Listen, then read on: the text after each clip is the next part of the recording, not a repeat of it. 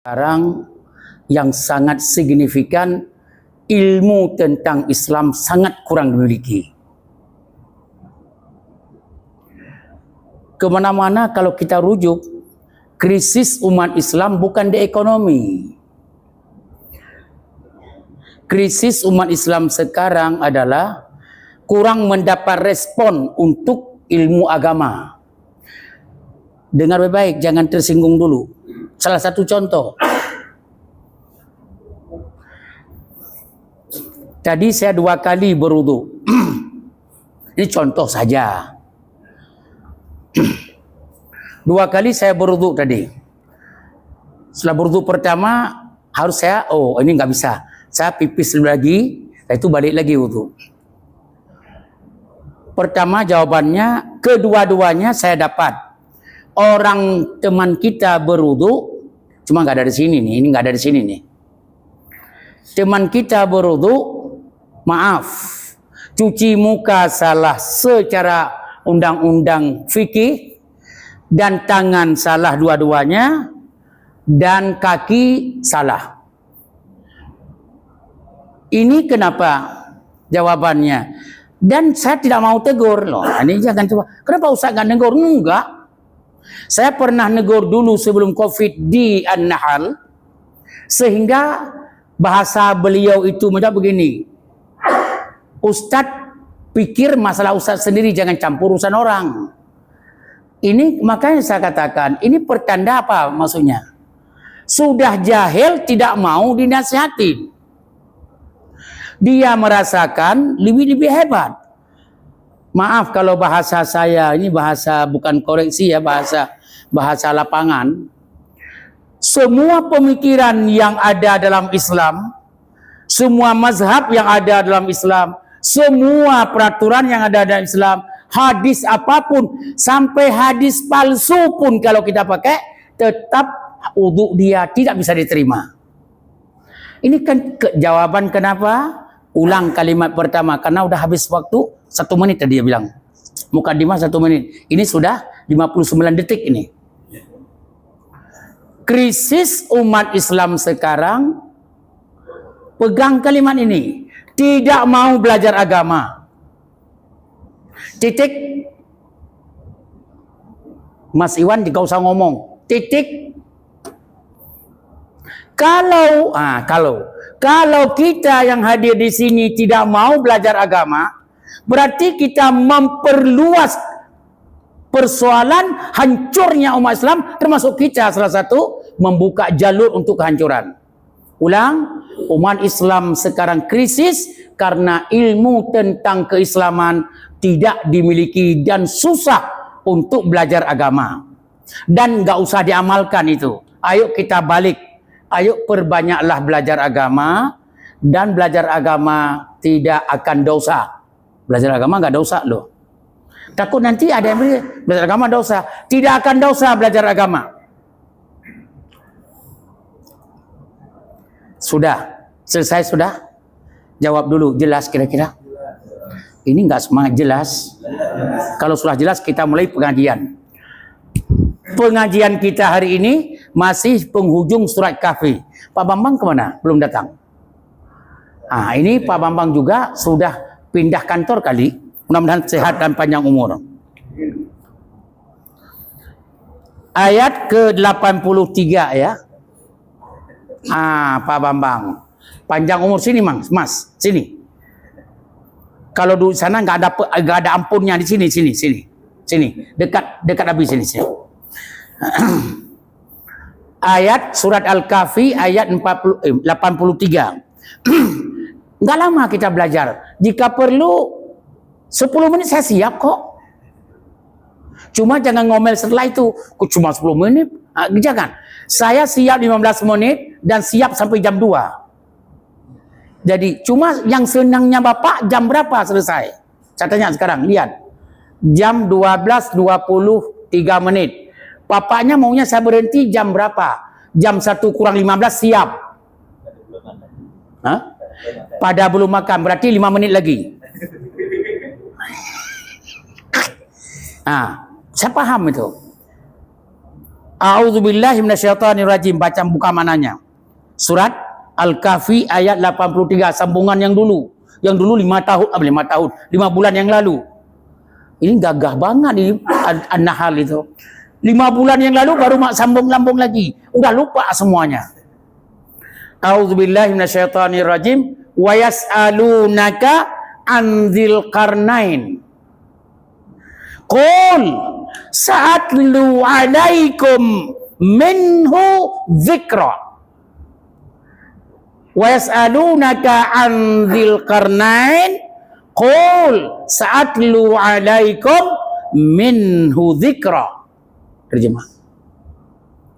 Mereka akan bertanya kepadamu Muhammad tentang Zulkarnain. Katakanlah, aku akan bacakan kepadamu cerita tentangnya. Ya, coba lihat. Nabi Muhammad ditanyakan oleh orang-orang yang paham sejarah tidak mendalam. Ditanya kepada Nabi Muhammad, "Hai Muhammad, siapa Zulkarnain itu?" Kata Allah, Muhammad jangan mundur. Qul, jawablah kepada mereka, sa'atlu 'alaikum minhu dzikra. Saya akan ceritakan secara detail kepada penanya ini tentang siapa Dzulkarnain.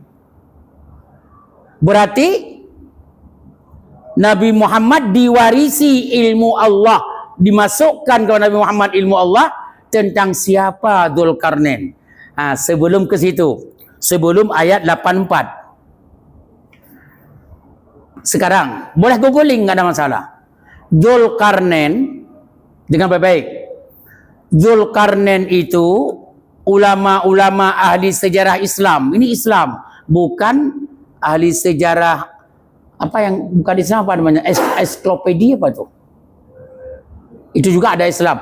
Ahli sejarah Islam mengatakan Dzulkarnain itu ada beberapa Dzulkarnain. Dzulkarnain itu yang dimaksudkan dalam Al-Quran ini adalah Al-Iskandar Al-Akbar. Iskandar besar. Namanya dipanggil Dzulkarnain karena Karnen tanduk, 2 tanduk. Iskandar Akbar punya Dzulkarnain, mahkotanya apa ya? Topinya itu ada 2 tanduk.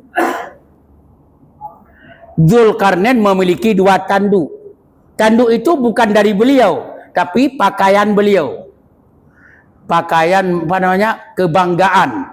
Sama seperti Mas Hilman, jadi duta besar Indonesia di Eropa, pakai dasi. Dan pakai komblong-complong, apa? Yang punya Jawa itu apa tuh? Komplok apa tuh? Blangkon. Jadi ada di sini kayak segitiga.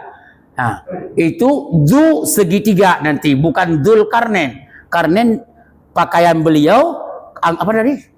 Blangkon itu ada dua tanduk. Itu ciri khas beliau. Kayak mahkota orang dulu Arab. Di sini ada apa namanya itu? Tahu kan Malaysia kan ada, coba lihat raja pakai. Ada kan? Yang kayak sorban gitu. Itu namanya. Tapi Dzulkarnain memakai tanduk. Dzulkarnain di sini adalah Iskandar Akbar. Apa? Negeri Iskandar apa? Iya, bukan Iskandar Akbar. Beliau kapan? Masa kapan? Ulama tafsir, beliau kira-kira sebelum Nabi Ibrahim sedikit. Malah ada sejarah Nabi Ibrahim sebelum wafat pernah ketemu namanya Iskandar Akbar sebelum wafat pernah ketemu dengan Nabi Ibrahim. Itu sejarah. Pokoknya sekitar Nabi Ibrahim sebelum sedikit. Itu sejarah. Iskandar yang ada di Mesir, Iskandar itu umurnya tidak sampai 100 tahun. Iskandar Akbar ini 700 tahun umurnya.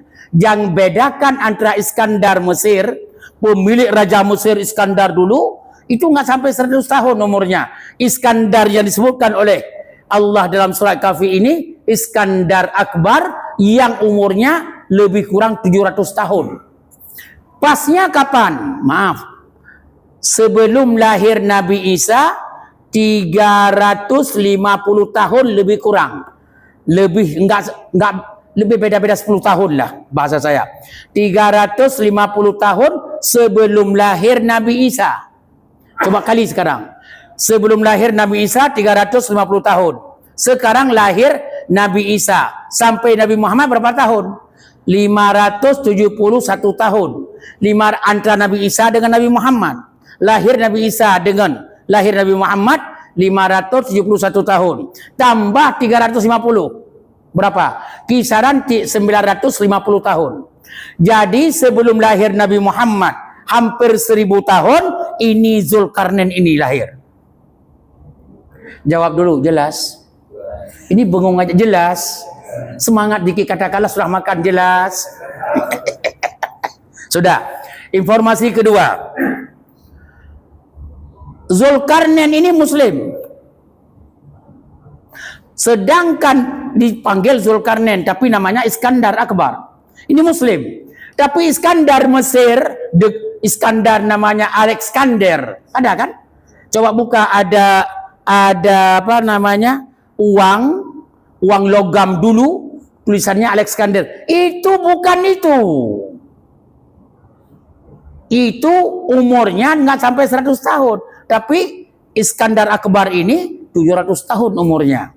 Maka ini memisah-misahkan dulu. Sudah.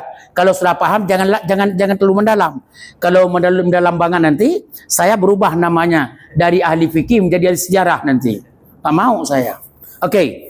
Ayat yang kedua.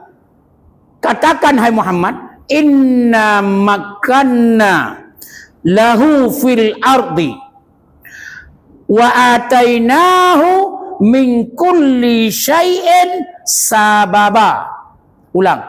Inna makanna lahu fil ardi wa atainahu min kulli syai'in sababa. Terjemah. Sesungguhnya kami telah memberi kekuasaan kepadanya di muka bumi.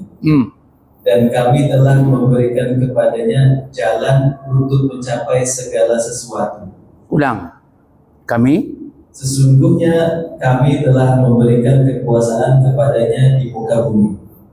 Dan kami telah memberikan kepadanya jalan untuk mencapai segala sesuatu. Coba lihat. Iskandar Akbar yang disampaikan Quran ini bukan sembarangan manusia. Pertama, Allah mengangkat beliau sebagai penguasa bumi. Inna, kami, kata Allah, makanna lahu, kami berikan wewenang kekuasaan di atas permukaan bumi. Diakui oleh Allah sebagai tokoh terhormat di atas permukaan bumi. Siapa namanya? Zulkarnain atau Alexander Akbar. Sudah. Terus hidup berapa tahun? 700 tahun. Wa atainahu min kulli syai'in sababa. Fasilitas hidup 700 tahun itu diberikan bebas menggunakannya. Fasilitasnya sempurna. Kalau dengan bahasa saya, maaf, seorang presiden fasilitas dari negara, pesawat khusus, pendamping khusus, fasilitas diberikan, yang setrika baju sudah ada, yang ini semuanya, itu namanya wa atainahu min kulli syai'in sababa. Seluruh fasilitas hidup untuk menggapai tujuan diberikan oleh Allah. Ya. Contoh, ini dengan tafsir nih. Arti di sini Allah berikan kepada Zulkarnain tadi, Iskandar Akbar, sebab untuk bisa berjuang dan jalan dibuka lebar oleh Allah sehingga seluruh yang dia inginkan oleh Iskandar oleh Iskandar Akbar atau Zulkarnain adalah tercapai semuanya, tidak ada yang gagal dalam hidup. Berapa ratus tahun? 700 tahun. Poinnya kepada kita. Ini poin kepada kita. Jangan sia-siakan fasilitas yang sedang Allah berikan kepada kita. Kenapa Al-Iskandar Zulkarnain berhasil, sukses? Jawabannya, fasilitas yang diberikan oleh Allah, dia gunakan dengan baik. Orang yang menggunakan fasilitas pemberian Allah dengan baik, sukses dalam hidup. Orang yang mensia-siakan fasilitas yang Allah berikan, dia gagal dalam hidup. Contoh, ini untuk diamalkan dulu. Ini contoh ayat ini. Bapak, tidak semua kita punya motor lah. Saya nggak tahu, bukan udah tahu semua. Kayaknya nggak ada yang nggak mau ada motor di sini. Apalagi mobil, sebagian udah ada mobil. Motor itu fasilitas. Allah mengatakan fasilitas ini gunakan untuk mempertebalkan imanmu ke masjid. Motor ini gunakan untuk membahagiakan keluargamu. Motor ini bantu orang yang membutuhkan untuk menumpang bersamamu. Dan. Anda tidak menggunakan, Anda meninggal dunia belum pernah motor Anda parkir di masjid. Jawabannya gagal hidup. Sehat sekarang, lagi sehat kurang ibadah, lagi sehat kurang belajar. Alasannya apa? Segudang alasan. Saya kan segudang alasan. Untuk belajar nggak ada waktu, untuk lihat HP ada waktu. Ini kan itu namanya kita sedang berusaha membuat gagal hidup ini. Makanya firman Allah ayat kedua, ayat selanjutnya, fa'atba'a sababa. Ini hafal kalimat, fa'atba'a sababan. Mananya?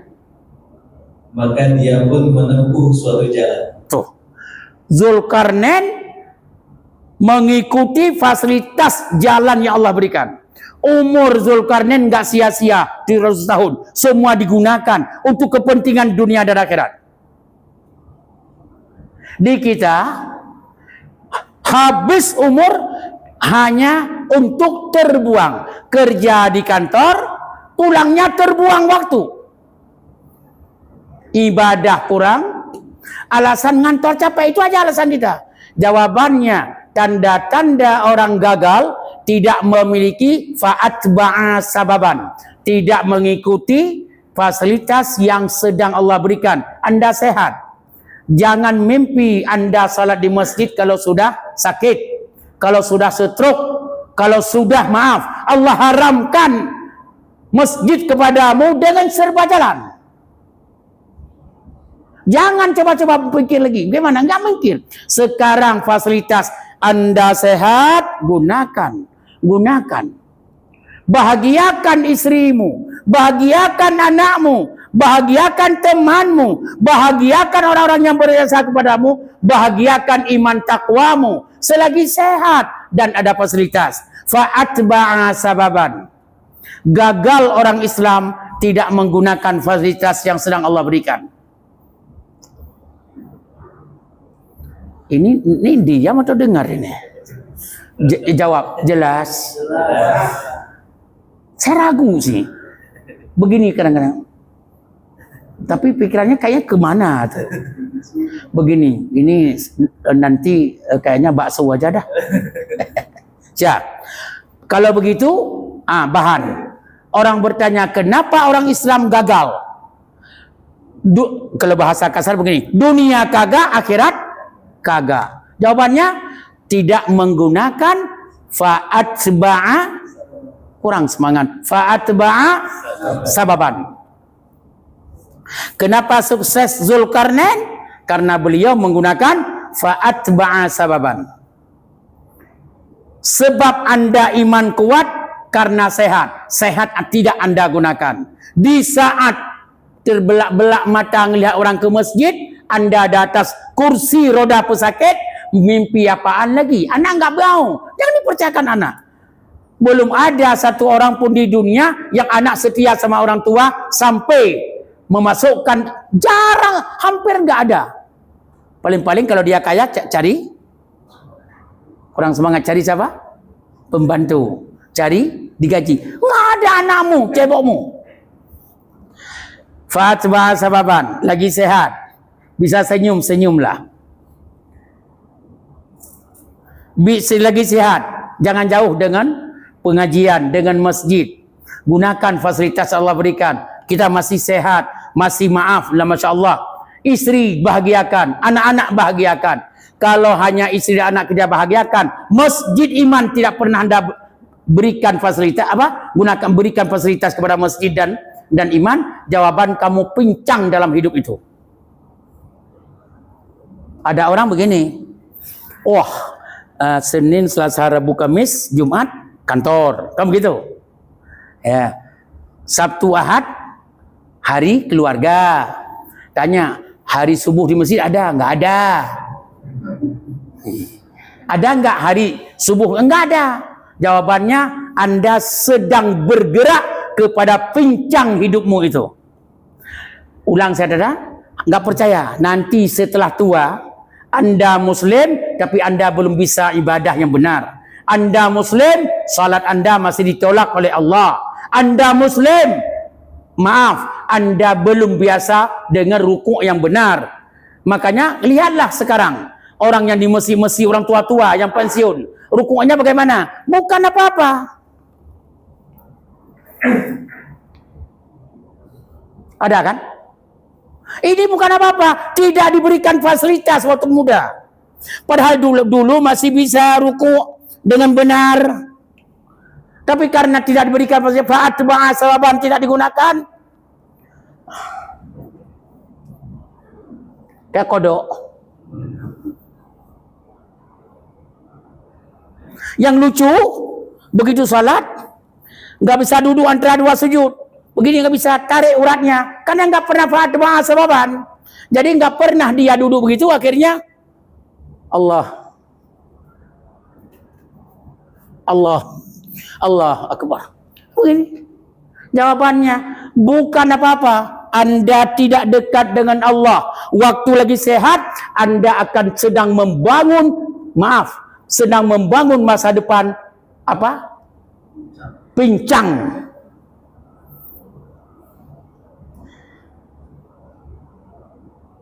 Ya.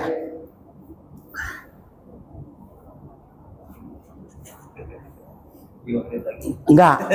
Kesimpulan aja. 2 ayat, kesimpulan aja. Penting ini.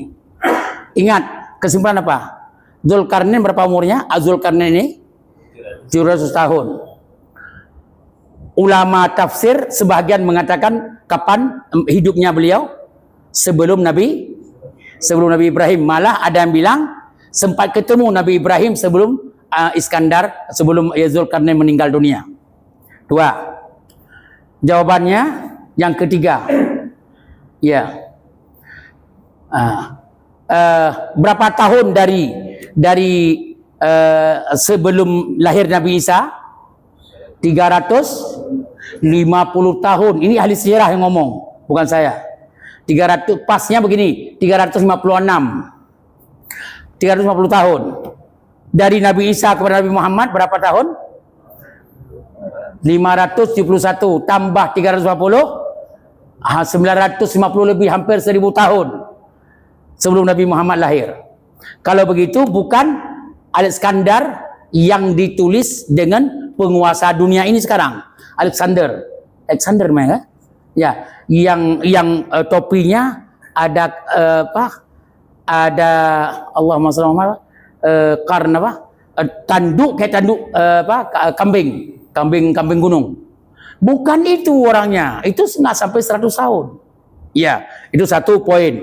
Poin yang kedua, Zulkarnain ini penguasa alam semesta. Nanti kita lihat di depan. Bulan depan atau 6 bulan lagi.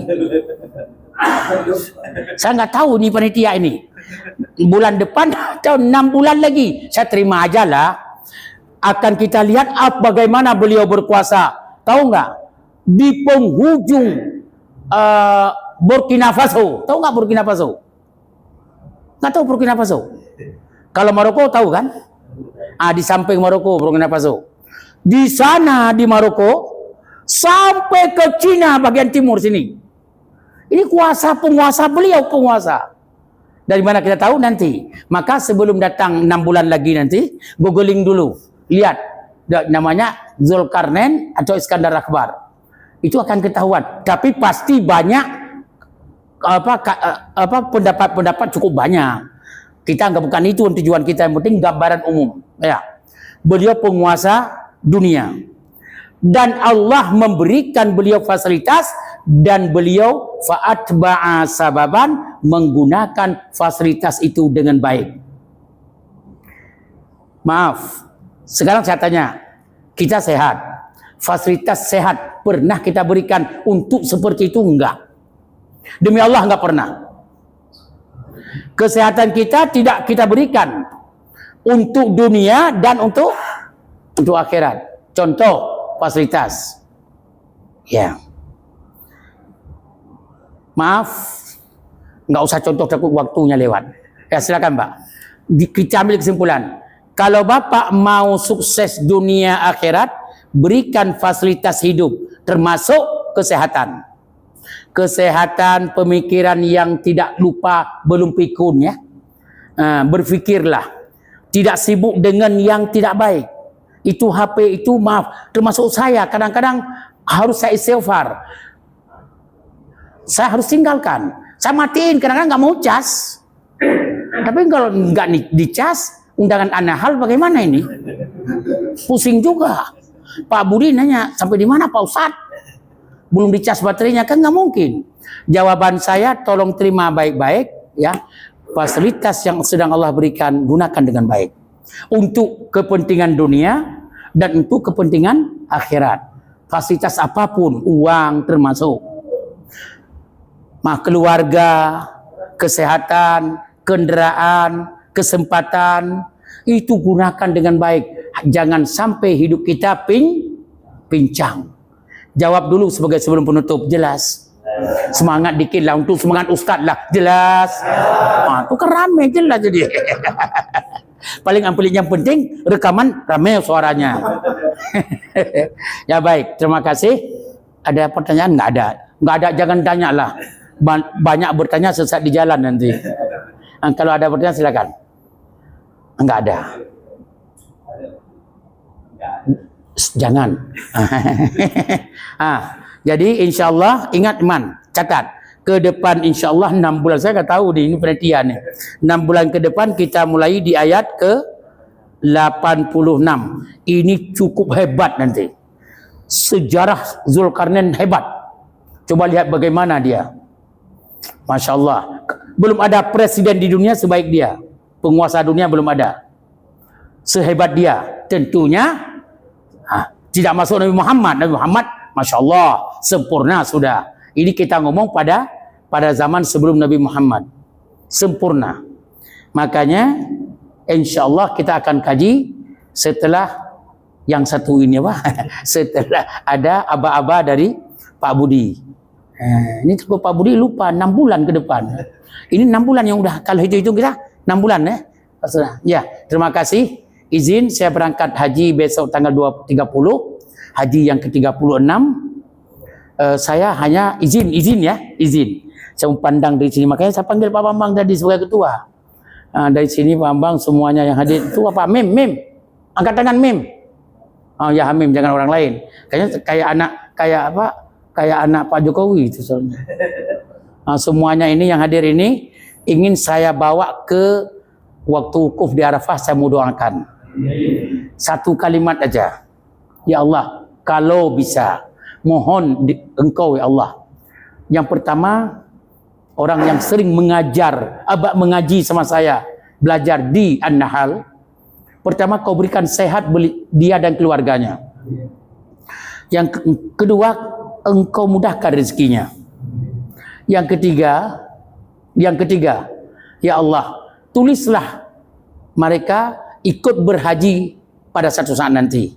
Yang keempat, ya Allah, itu yang paling penting bagi saya. Yang keempat, ya Allah, berikan mereka tetap dalam iman dan Islam, ya Allah. Jangan bergeser ke mana-mana sehingga hidupnya tidak pincang. Izin saya bawa nama Bapak dan Ibu ke Arafah. Wukuf di Arafah rencana hari Kamis. Ya. Dan saya khatib wukuf di Arafah, alhamdulillah sudah ditentukan. Khatib Arafah. Ini haji yang ke-36. Mudah-mudahan Allah terima. Bapak dan Ibu, saya mohon sekali lagi daftarkan haji selagi masih muda. Jangan bilang gak ada duit. Setelah itu bayar pelan-pelan. Kredit motor aja bisa. Masa mobil nggak bisa? Masa mobil nggak bisa? Ini gara-gara Hilman nih. Ini motor aja bisa. Kenapa haji tidak bisa? Ini mobil. Jadi maaf. Sekarang sisihkan uang sedikit, taruh di buku haji supaya daftar haji. Insya Allah tidak lama kita udah naik haji, dan ke depan semakin dipercepatkan hajinya. Ya, dengar ngomong baik-baik, insya Allah mudah-mudahan sehat semuanya. Subhanakallahumma wa bihamdika asyhadu an la ilaha illa anta astaghfiruka wa atubu ilaik. Wa sallallahu ala sayyidina Muhammad wa alihi washabihi walhamdulillahi rabbil alamin. Wassalamualaikum warahmatullahi wabarakatuh.